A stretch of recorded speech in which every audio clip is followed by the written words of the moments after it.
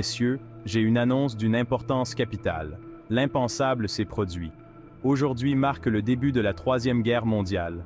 Personne n'aurait pu prédire cette escalade, et pourtant, nous y sommes. Plus tôt dans la journée, une série d'attaques militaires coordonnées a déclenché des conflits dans plusieurs pays majeurs. Les premières informations sont chaotiques et contradictoires, chaque camp accusant l'autre d'avoir initié les hostilités.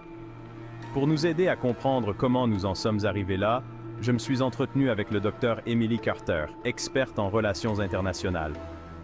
Dr Carter, pouvez-vous nous éclairer sur les événements qui ont conduit à ce moment catastrophique? Dr Carter. Absolument.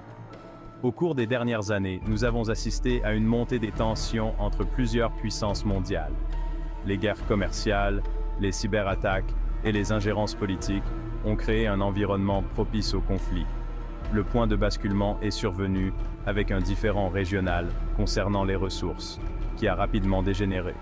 Les alliances concurrentes ont été entraînées dans la mêlée, conduisant à la mobilisation massive des forces militaires que nous observons actuellement. C'est un scénario effrayant, n'est-ce pas?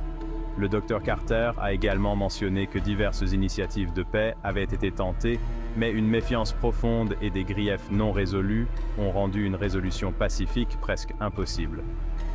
Dr Carter. L'échec des voies diplomatiques a été un facteur clé. Malgré de nombreux sommets et négociations, les parties impliquées n'ont pu parvenir à aucun accord durable. Chaque camp considérait les concessions comme un signe de faiblesse, ce qui a renforcé les positions de chacun.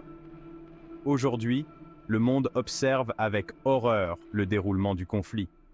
Les pertes humaines s'accumulent et l'impact humanitaire est déjà immense. Les grandes villes sont devenues des champs de bataille et des millions de personnes sont déplacées. Le Dr Carter a également souligné le rôle de la technologie moderne dans cette guerre. Contrairement aux conflits passés, la guerre d'aujourd'hui inclut des stratégies cybernétiques, des frappes de drones et des systèmes de missiles avancés. Dr Carter. L'intégration de la technologie a transformé le champ de bataille.